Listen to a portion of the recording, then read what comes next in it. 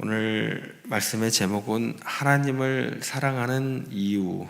하나님을 사랑하는 이유는 유일하신 하나님이시기 때문이다 라는 제목입니다.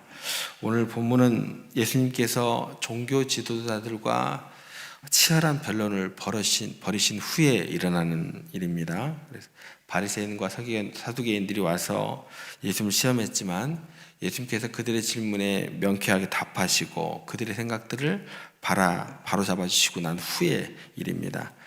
그 현장에 서기관 한 사람이 있었던 거죠. 그리고 그가 다른 사람들과 달리 예수님의 그 말씀에 깊이 감동을 받고 도전을 받게 되었던 것 같습니다. 그리고 무엇보다도 가장 중요한 계명이 무엇입니까? 라고 질문을 하면서 그 내용에 대해서 알고 싶어 했던 사람이었던 것 같습니다. 다른 사람들하고 이제 예수님께 나오는 그 자세가 틀린 서기관이었다라는 거죠. 당시 유대 사회에는 여러분들 잘 알다시피 율법학자들이 분리해 놓은 계명 이제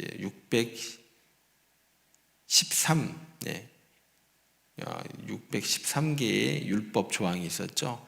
모세 오경에 나오는 예를 들어서 생육하고 번성하라, 땅에 충만하라 이 구절을 하라 구절로 놓고 또 살인하지 말라, 간음하지 말라, 하지 마라 이걸 두 개를 분류해 가지고 합쳐서 613개죠. 긍정문은 248개. 그리고 부정문은 1년 365일이어서 그랬는지는 모르겠지만 365개. 그렇게 합쳐서 613. 이 정도의 율법이 있는 거예요. 모세 오경에 해당하는 것을 율법하게 그렇게 해놓은 거죠. 서기관이 이제 이 많은 계명들 중에서 과연 무엇이 가장 근본적이고 핵심적인 것인지, 신앙의 본질이 무엇인지 깨닫기를 원해서 하는 질문이었다라는 것입니다. 그래서 예수님께서 그 질문에 이렇게 대답을 해주셨습니다. 모든 계명 중에 첫째가 무엇이니까 이 질문에 대해서 예수님께서 조금도 망설임이 없이 29절의 말씀을 보면 예수께서 대답하시되 첫째는 이것이니 이스라엘아 들으라 주 곧 우리 하나님은 유일한 주시라.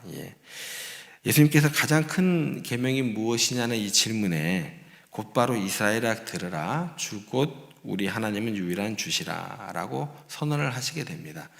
이 말씀이요 신명기 6장 4절의 말씀입니다. 이 말씀이 어떤 말씀이냐면 이스라엘 백성들이 매일 아침 저녁으로 암송을 해야 하고 그들의 신앙과 삶의 중심으로 삼았던 가장 근본적인 고백, 이걸 뭐라고 하냐면 쉐마 이스라엘이라고 합니다. 쉐마 이스라엘.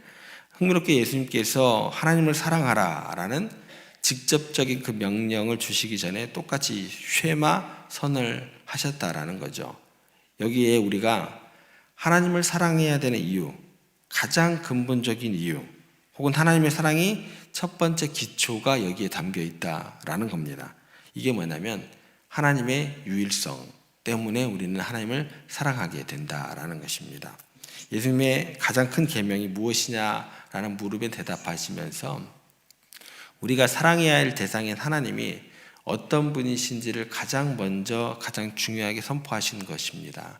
그러니까 우리도 마찬가지예요. 우리가 하나님을 왜 사랑해야 되는가, 그 내용에 대해서 정확하게 알고 우리가 하나님을 사랑합니다 라고 이야기를 할 수 있어야 된다는 것입니다. 주 곧 우리 하나님은 유일한 주시라. 이 선언은요 하나님이 한 분입니다, 숫자적인 의미가 아닙니다. 이것은 뭐냐면 하나님만이 온 우주의 창조주 되시고 주권자 되시고 어떤 피조물도 또 어떤 존재와도 결코 비교될 수 없는 완전하고 거룩하고 영광스러운 분임을 선포하는, 그게 유일하신 주시라라는 그 말씀 가운데 담겨 있다라는 것입니다. 그렇기 때문에 오직 그분만이 우리의 모든 경배와 찬양 또 우리의 모든 존재를 드리는 사랑을 받으시기에 유일하시고 합당하신 대상이 되신다라는 겁니다. 그래서 예수님께서는 이처럼 하나님만이 비교 불가능한 유일한 분이시며 절대적인 주님 되심을 선포하심으로 바로 하나님의 유일하신 본질 때문에 우리가 그분을 사랑해야만 하고 그 사랑이 다른 무엇과도 나뉠 수 없는 전적인 사랑이어야 함을 분명하게 하시는 내용으로 우리가 이 말씀을 받아들여야 한다라는 것입니다.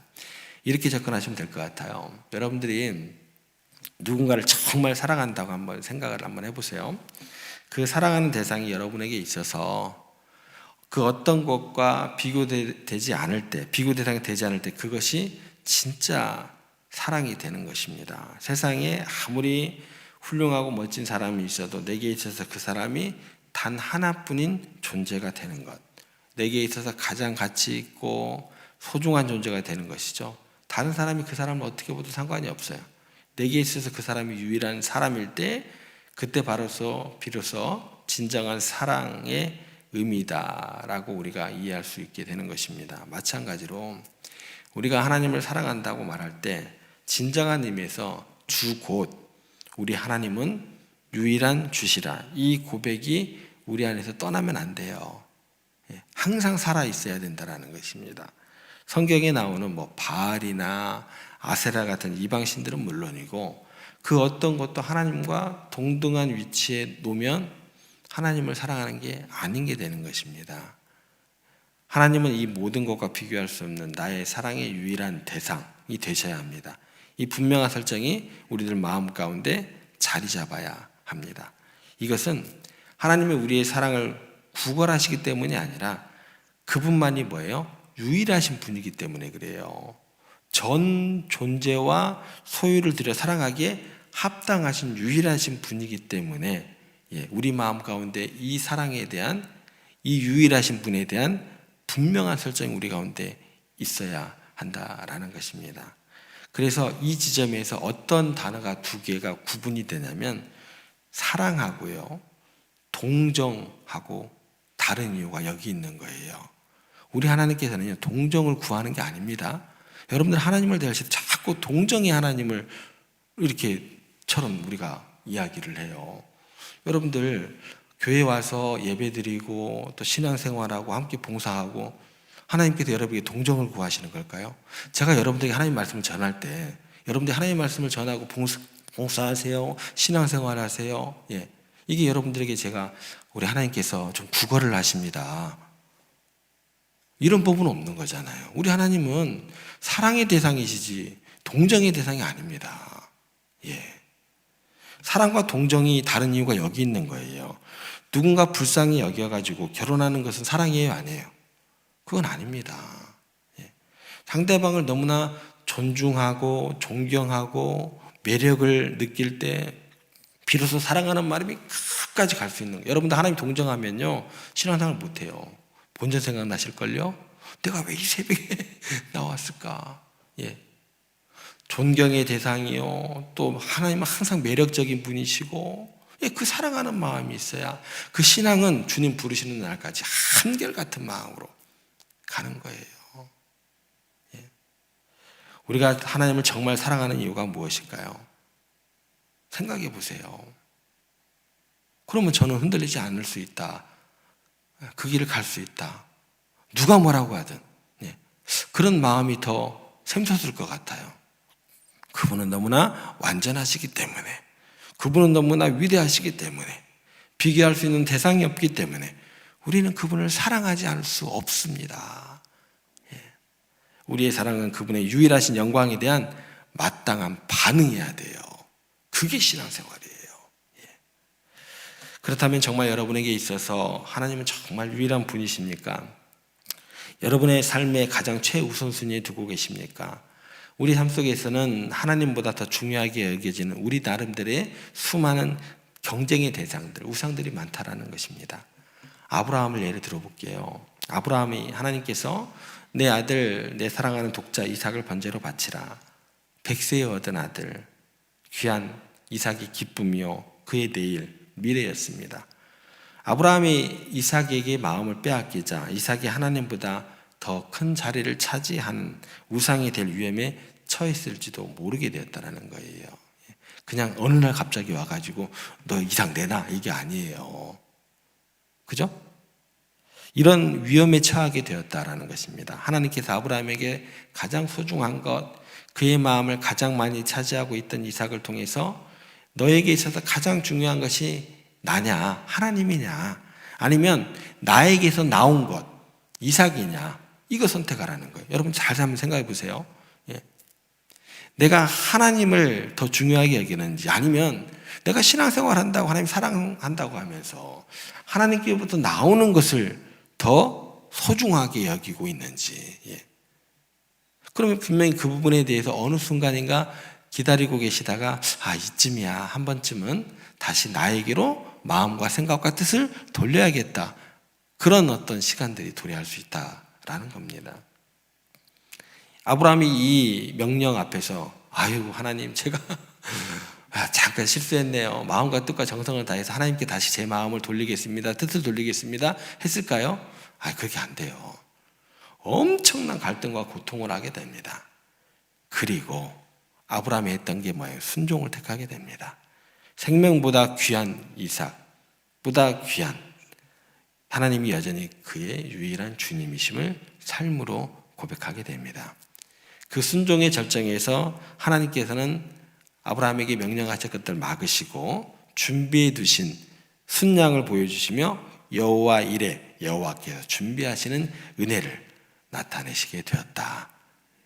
이게 우리가 아브라함을 통해서 바라보게 되는 하나님의 모습입니다.